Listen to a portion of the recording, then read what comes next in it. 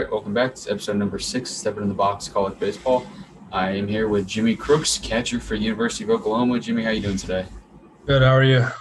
Doing pretty good. Appreciate you taking the time. So you are a redshirt freshman, sophomore, COVID, Yeah, whatever you want to call it. whatever you want to call it. But yeah, I'm technically a sophomore, so that's what I would put it. Okay. So you started out at a JUCO, didn't you?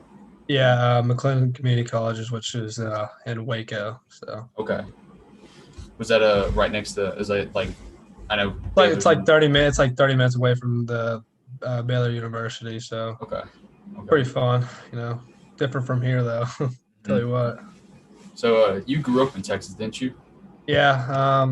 Literally Yules, Texas, which is like 30 minutes away from downtown Dallas. 30 minutes away from downtown Dallas. Okay. I grew up in Frisco, so I'm about 20 miles away from Dallas too. A lot of talent coming out of DFW area. Oh yeah, I mean you got big names like Bobby Witt and all them. That's what obviously one big name there, Bobby Witt. So he was pretty much next door to me at Colleyville. So. But yeah. So did you guys play against him? Did you play against him in high school every year? Yeah, we played. We had a few tournament games with him, and it was just unbelievable. And then we would play him in like summer ball and stuff. So it was just crazy. So what kind of got you into the game of baseball? Did you start out young? Were you like? Yeah, I mean, ever since I came out of the womb, I mean, just my parents just wanted me to play baseball. Same with my little brother. I mean, we swung a bat since we were at the age of 3, pretty much. Just picked it up from there, and then just grew with it.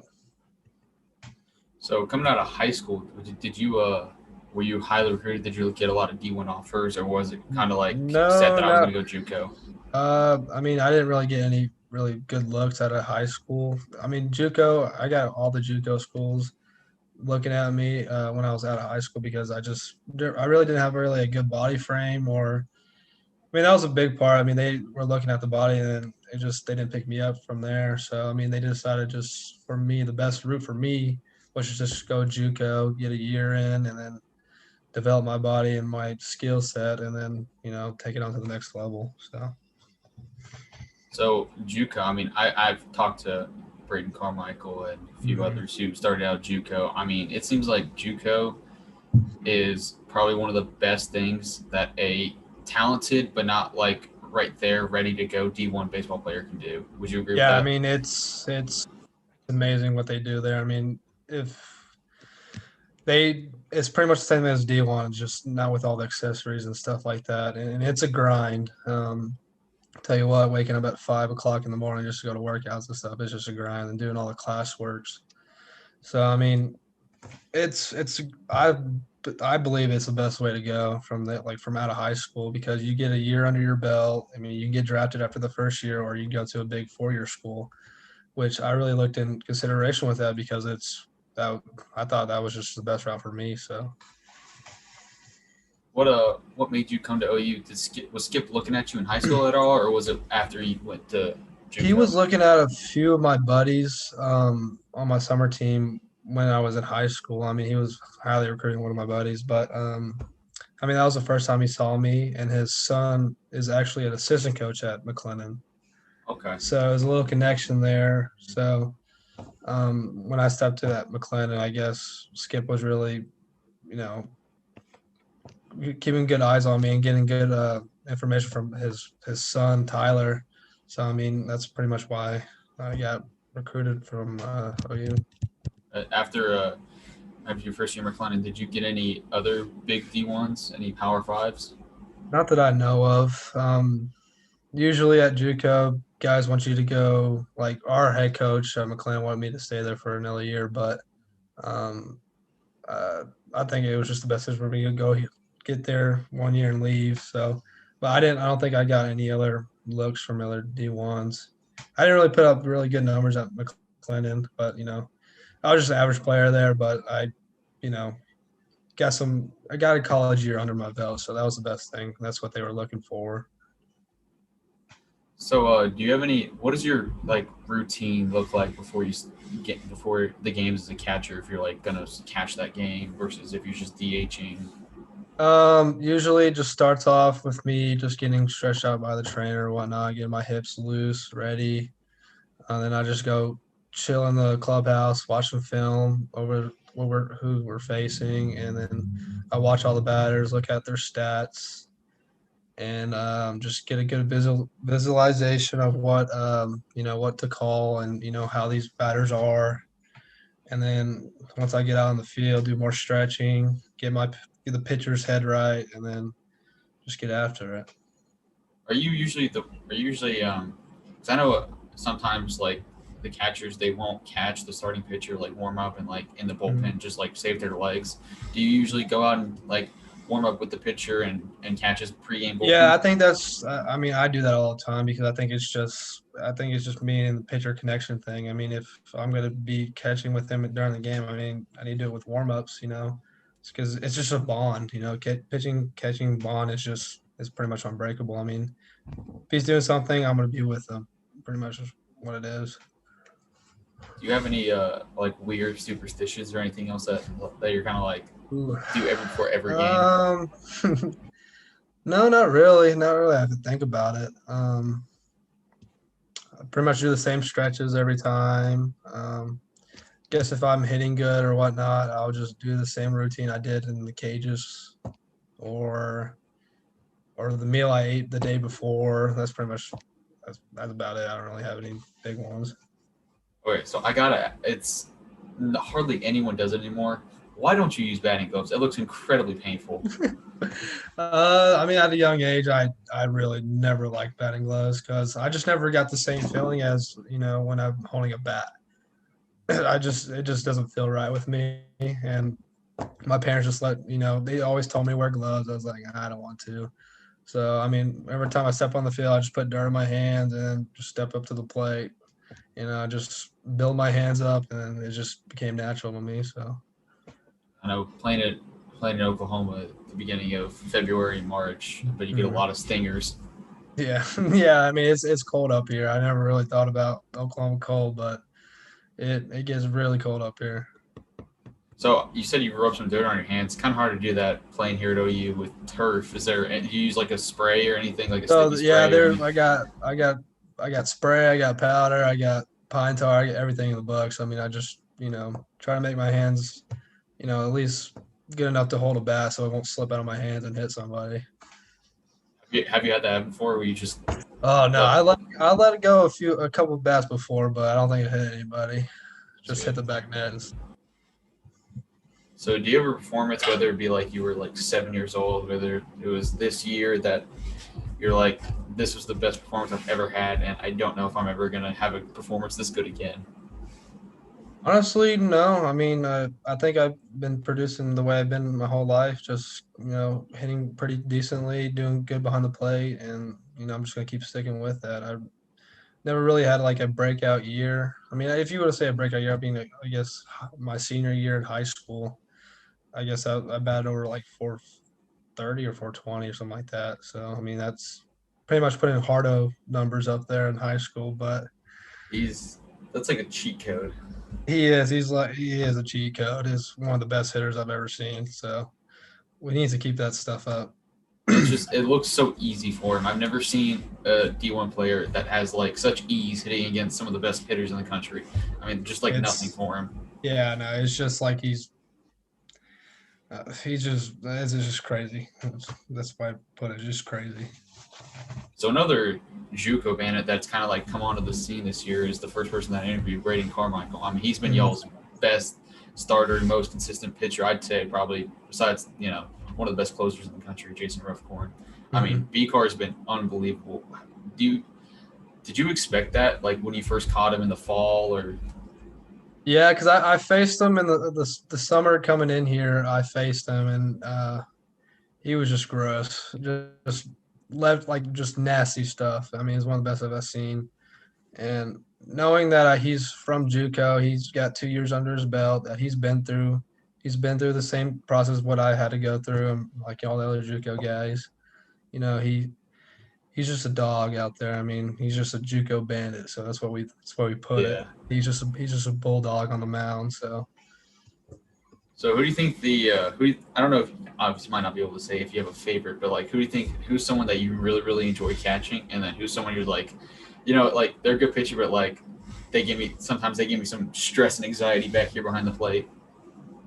I wouldn't say any of them. I mean, they're all good pitchers. It's just we know most all our guys just struggle throwing the strikes. I mean, but we're starting to end of the year. We're starting to focus on that. I mean, they're starting to get a lot better. And I think we're going to flip a switch with the pitching rotation and with the hitters too. We struggle with our situational hitting these past couple of weeks.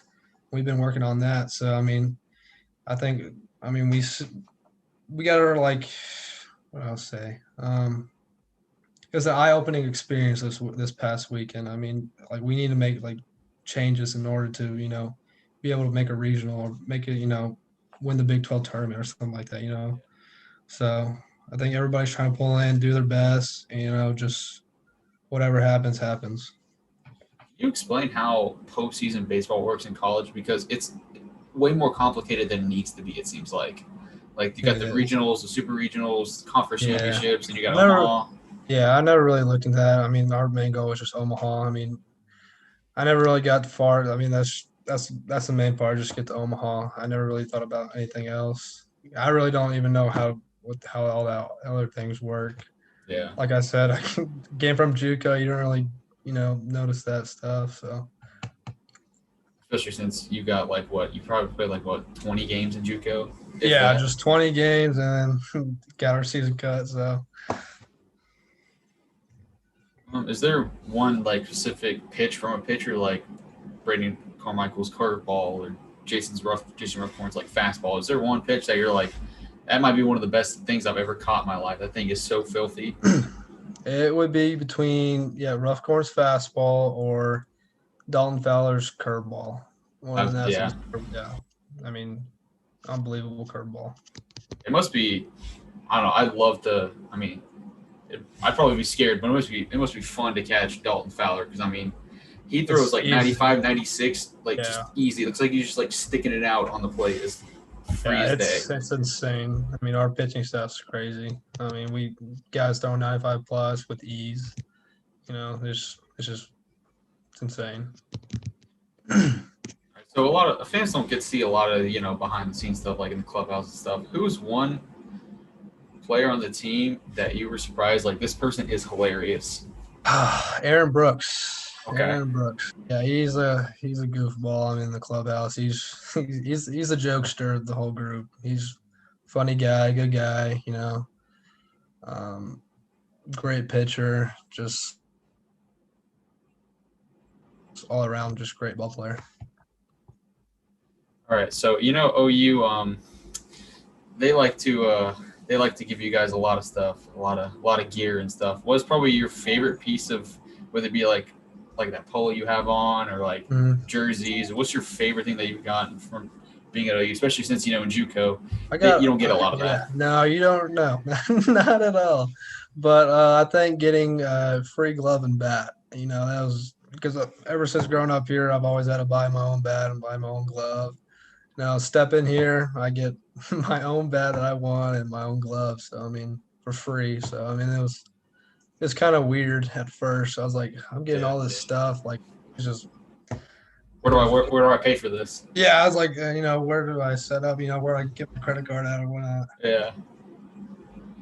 So you guys got some new jerseys this year that are quite nice. Do you have a favorite combination or like something that you like maybe you've played best in or anything like that? I like the creams. Always Those love the are- creams. Mhm. Full cream jersey. Yeah, those are my favorite. Is there one that you're like, I never play good in this, or it's just like luck of the draw that we always see Nah, good outings? I'm not. I don't really look good in the vest. I'm not a really big Okay. fan. That's just me. That's personally just me. Yeah. I don't really like the preference. But I just don't look good. It just feels weird on me. So quarantine, being a catcher, Mhm. what would like a typical like workout look like for you? Were you able to like find pitchers to catch or stuff like that? So what me and Mitch and Hudson Polk did, we all just go catch off the machine in the cages, or sometimes, yes, the pitchers will throw bullpens to us. I mean, we'll get some looks with them because coming in, you don't know your pitchers. So we did catch a lot of bullpens. And we worked with our drills with Overcash. We did, blocking drills, transfers,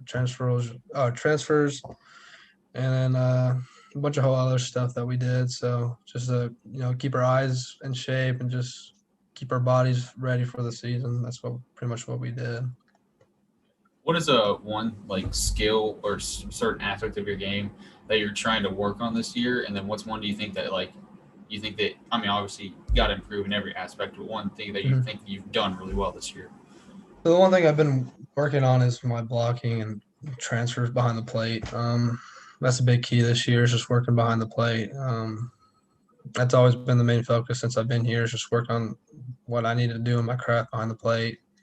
And and what I've been doing good is my hitting. Trying to still work on it a little bit, but that's my pretty much my main focus is to keep swinging it and stay confident up at the plate.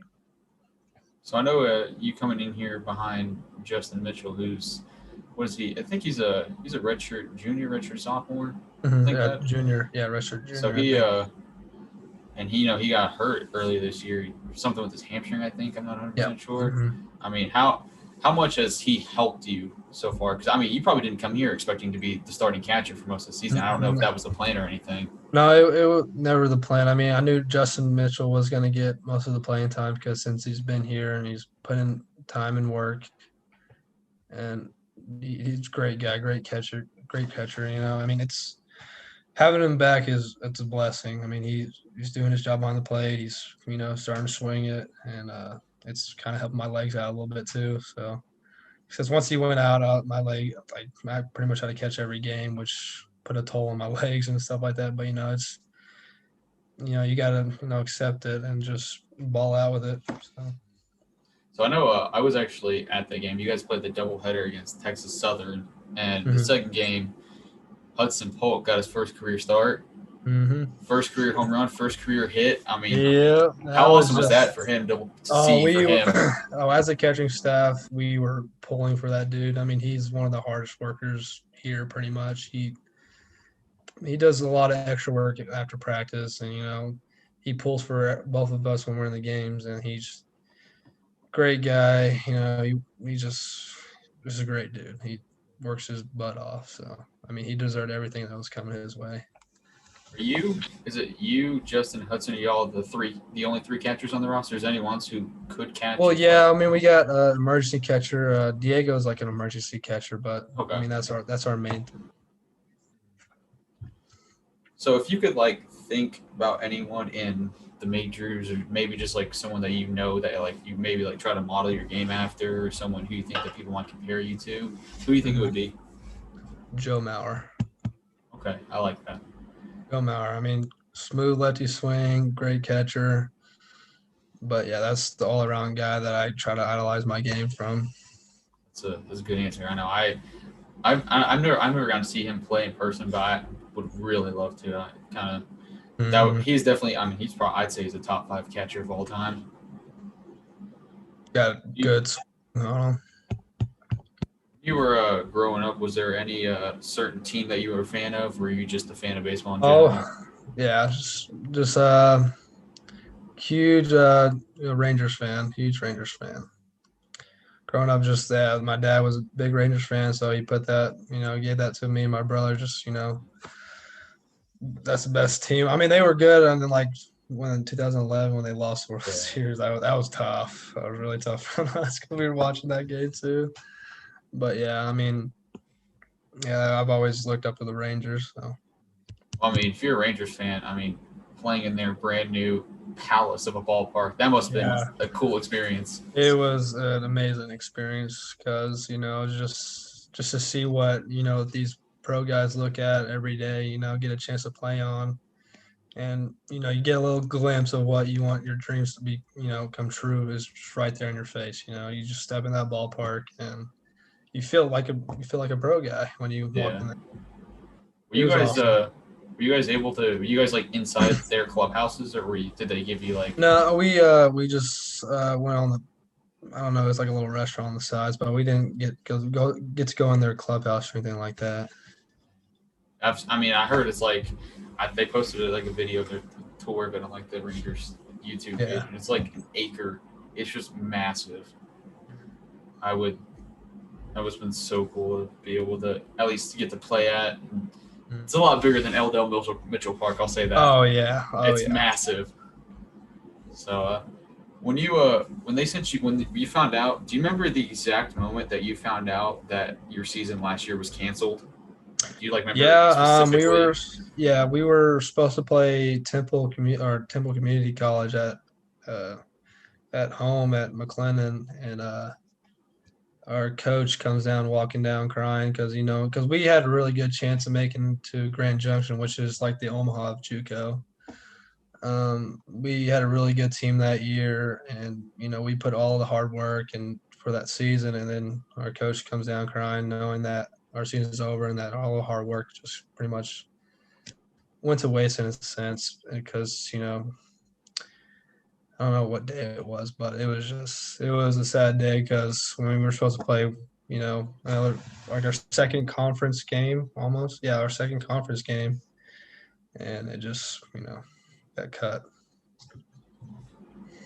Let's see more questions I got for you. So with y'all's protocols in place, do you have any in-person classes, or y'all basically kind of in a bubble when you can? How often y'all getting tested? The beginning of the year, I mean, we were in a bubble, so we all had online classes. So my first semester, I was just all online, which put a toll on most guys because, you're pretty much teaching yourself because you don't really get the whole in-class experience. And like these teachers are very new to Zoom and stuff like that. They had to adjust too, like we did. So it was just hard on both sides. And then this year, they're starting to open back up. More people are starting to open up. And then I have like 2 in-person classes and then 2 online. So it's like a little mix. Yeah. Is there one player, you pick any player that's ever played baseball, that you could say, I just want to like catch their stuff once just to see what it looks like? Who would it be? That's a great question there. But I would say Pedro Martinez. I think that would be a change up. Him or Mariano Rivera. One of those 2. Although, yeah, I know as a lefty, you probably don't want to step in the box against Mariano, but no, not at all. But you'll gladly catch against. Yeah. Yeah, I think you might have to adapt and put on batting gloves if you're going to. Oh yeah, you got to put whatever you need to protect your hand.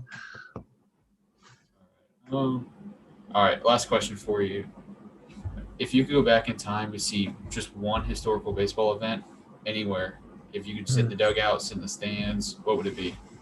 Oh man, let me think about this one.